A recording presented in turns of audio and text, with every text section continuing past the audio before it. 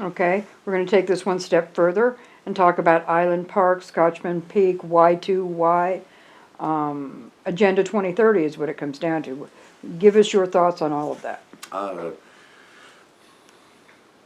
we have too much federal control now, and so I want to see this swinging the other way.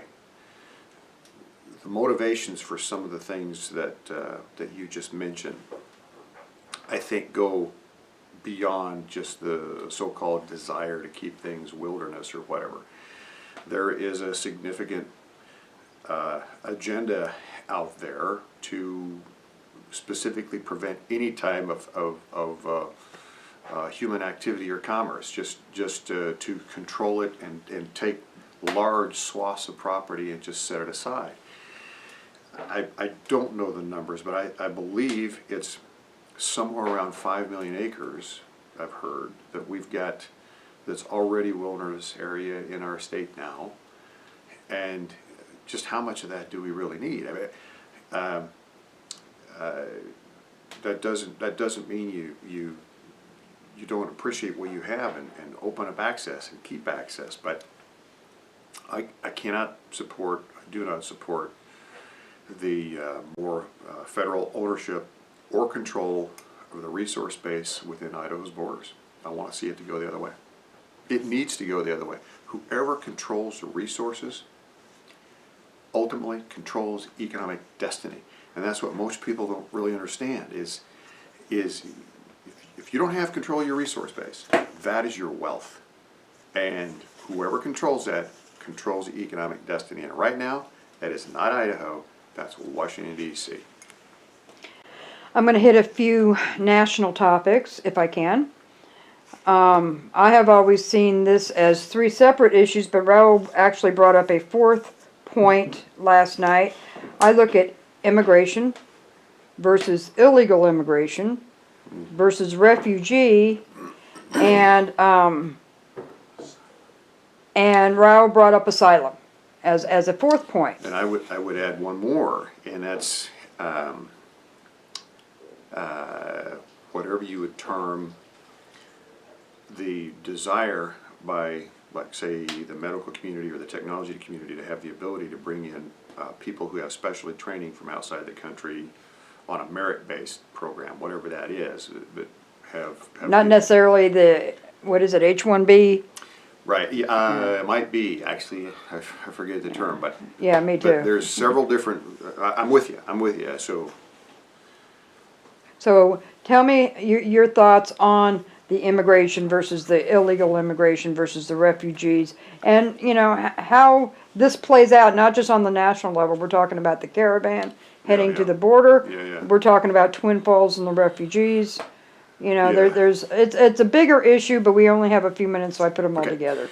All right, so, and that's my fault because I'm running. No, it's all good. Don't you worry.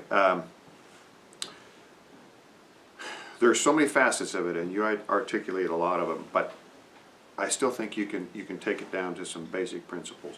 First and foremost, we really do need to have border security. I mean, President Trump talks about a wall, and that most likely in a lot of areas is a physical wall, and maybe it's the whole thing. I don't know, but at a minimum, it's a virtual wall.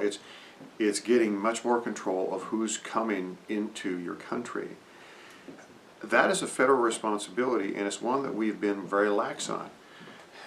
Sherry, in my business life, my career took me into 47 different countries. And I can tell you, other countries take their border security very doggone serious, okay? And they should. We haven't so much, and it's created a whole lot of issues. So the border security is just something that has to be done, and I believe the President is right about that. The second thing is some of the mechanisms that we have embraced over recent years, the chain migration, the visa lottery system, those need to go away. And there needs to be another system put in place that replaces that. And honestly, I can't articulate the specific right answer, but I do believe that it has to be merit-based. And there needs to be a tremendous amount of input that comes from the local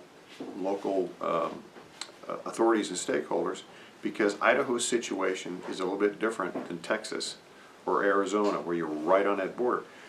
But we still have the immigrant worker issue, we have the refugee issue, and I guess that's another one as I stop and think about this. So it's my understanding in the state of Texas, the governor there said we're going to do a timeout on federally placed refugees until the whatever vehicle, whatever mechanism used to vet people coming in is understood and signed off on or executed by people at the state level. I think that's reasonable for a governor to do that. And I think we should look at doing something similar. We need to know who is coming into our own state. At the federal level, we need to know more who's coming in here, so to the nation. And so more border security, ending chain migration, ending visa lottery, implementing a merit system where we know we can validate it. If there's someone who is a medical doctor from another state with medical training and has an employer willing to sponsor them, for example, there's a merit connection there, because they're going to come in and they're very highly likely to contribute to the tax base right out of the chute. There needs to be some kind of a merit system, and I'm not smart enough or educated enough to be able to have that all worked out. But we need to know who is coming in. That's the responsibility of the federal government, and there needs to be a merit system. And the other underlying principle is follow the law and enforce the law. So you are against the illegal immigration, but not necessarily immigration the way this country was set up? Sure. I mean, ultimately, if we track our families back far enough, all of us probably had ancestors that came from somewhere, unless you're a Native American. But you know what? Our great-grandparents or great-great-grandparents or whatever, they wanted to come here and they wanted to be Americans. And they did. And they assimilated here, and they speak our language, and they accept and operate under our legal system, and that's great if somebody wants to do that and participate and contribute. But where I really struggle is if someone looks at the border of the United States as a finish line, and once they get in there, they have all these entitlements, but they're not necessarily assimilating or contributing to the system, and that's not fair to the taxpayers that are here. So follow the law, and for those of us in a leadership role, we need to enforce the law. And if we don't like the law, let's change it, but those are some general guidelines.